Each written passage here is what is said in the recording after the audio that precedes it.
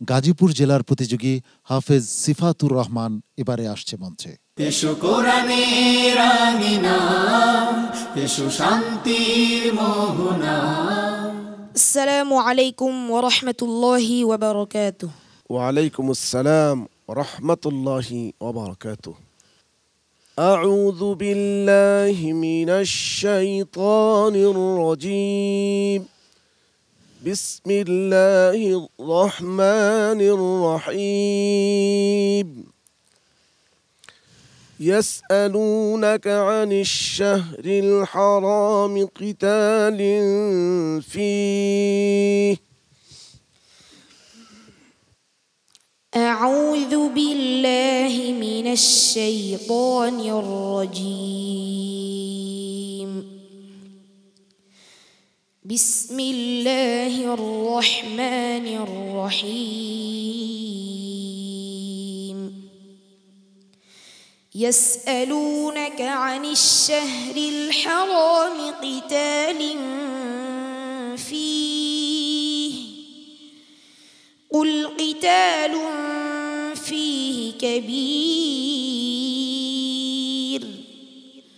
وصد عن سبيل الله وكفر به والمسجد الحرام وإخراج أهله منه أكبر عند الله والفتنة أكبر من القتل ولا يزالون يقاتلونكم حتى يردوكم عن دينكم إن استطاعوا ومن يرتدد منكم عن دينه فيمت وهو كافر فأولئك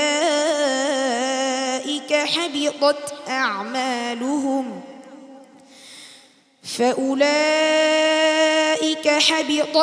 أعمالهم في الدنيا والآخرة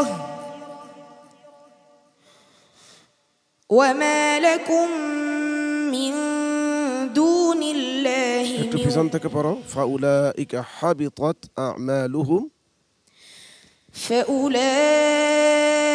حبطت أعمالهم في الدنيا والآخرة وأولئك أصحاب النار هم فيها خالدون. حسبك. صدق الله العظيم. صدق الله مولانا العظيم وصدق رسوله النبي الكريم. অসাধারণ। প্রিয় দর্শক, সিফাতুর রহমানের সুন্দর তেলাওয়াত শুনছিলাম। নিশ্চয়ই আপনারাও মুগ্ধ হয়েছেন। হাফেজ কারি জহিরুল ইসলাম সাহেবের কাছ থেকে জেনে আসি তিনি মুগ্ধ হয়েছেন কিনা। আলহামদুলিল্লাহ, সে আন্তর্জাতিক মানের তেলাওয়াত করেছে। বিশ্বের মধ্যে একসময় সে বিশ্ব সেরা হাফেজ হবে ইনশাআল্লাহ, আমি আশা করছি। উস্তাদ জি, আসলে গত পর্ব থেকে তেলাওয়াত খুব চমৎকার হয়েছে, কিন্তু একটি টোকা লেগে গেছে। আর ওয়াল ফিতনাতু আকবারু মিনাল কতল, এখানে তাটা তো শক্ত করে, আমাদের সিদ্ধাত আছে, তাটা শক্ত করে ধরে রাখতে হবে। কতল কতল এরকম শোনা গেছে। অনেক শুভকামনা রইল তোমার জন্য।